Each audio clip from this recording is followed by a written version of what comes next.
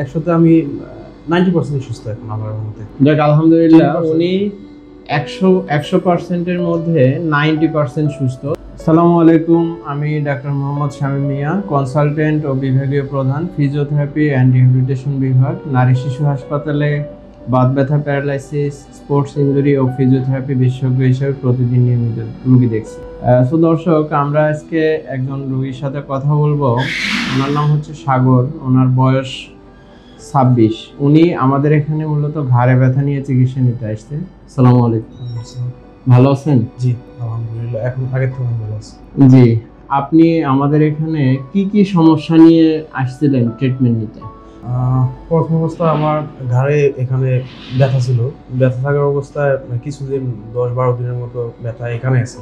তখন আস্তে আস্তে হাতে আসার পর হাত ঝিঝি ধরতো, এখান থেকে হাতে আসার পর মানে হাতটা অবশ হলো। তো এই অবস্থায় আপনার কিছু ডাক্তার দেখাইছি, এই মেডিসিন ডাক্তার আর হলো অর্থোপেডিক ডাক্তার।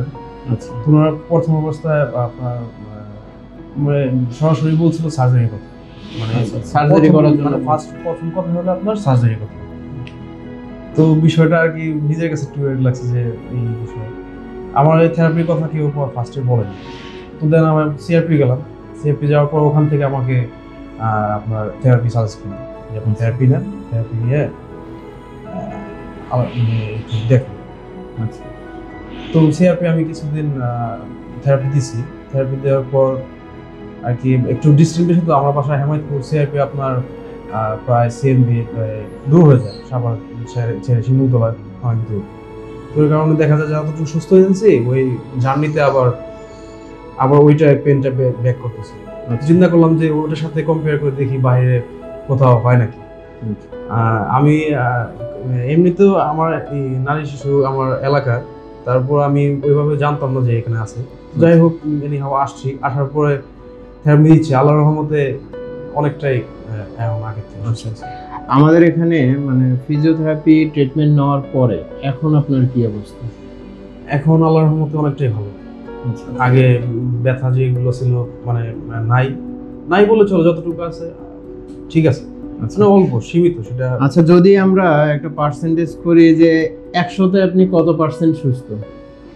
আমি যদি 100তে আপনি বলেন, 100তে আমি 90% সুস্থ এখন আল্লাহর রহমতে। যাক আলহামদুলিল্লাহ, উনি 100%-এর মধ্যে 90% সুস্থ। তো আমি বরাবরই একটা কথা বলি যে শুধু ট্রিটমেন্ট নিলেই হবে না, রুলস অ্যান্ড রেগুলেশন মেনটেন করতে হবে। কারণ উনি ট্রিটমেন্ট নিচ্ছে এবং রুলস রেগুলেশন মেনটেন করছে, যার জন্য উনি 100তে 90% সুস্থ।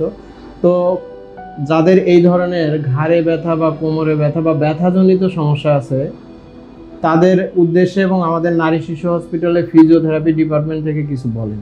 না, এটা নিঃসন্দেহে এখন আমি বলতে পারি আমার যে নারী শিশুতে আপনারা আসেন। আমি সিআরপিতে দিছি, ওটার সাথে এটা কম্পেয়ার করলে ইনশাল্লাহ আল্লাহর রহমতে আমার কাছে মনে হচ্ছে যে ওইটা আপনার ওখান থেকে এখানে আপডেট আছে। আপডেট কীভাবে বললাম? আপডেট হলো ওখানে মেশিন পাওয়া যায় না, এখানে আপনার ব্যায়ামের অনেক মেশিন আছে। মেশিনগুলো আমি নাম না বলতে পারলে, কিন্তু ওখান থেকে এখানে আপডেট আপনার মেশিন আছে, যেটা ফিজিক্যালভাবেও দরকার, মেশিনের মাধ্যমেও দরকার, দুইটাই এখানে পাওয়া যায়। তো সেক্ষেত্রে দেখা যায় ভালো, আপনারা আসতে পারেন। যাদের এই ধরনের ঘাড়ে ব্যথা, কোমরে ব্যথা বা ব্যথাজনিত সমস্যা আছে, তারা দেরি না করে আমাদের নারী শিশু হসপিটালে ফিজিওথেরাপি ডিপার্টমেন্টে এসে ফিজিওথেরাপি চিকিৎসা নেবেন। ব্যথা নিরাময়ের সর্বাধুনিক চিকিৎসা ফিজিওথেরাপি, তাই ফিজিওথেরাপি চিকিৎসা নিন, ব্যথামুক্ত জীবন গড়ুন। ধন্যবাদ সবাইকে।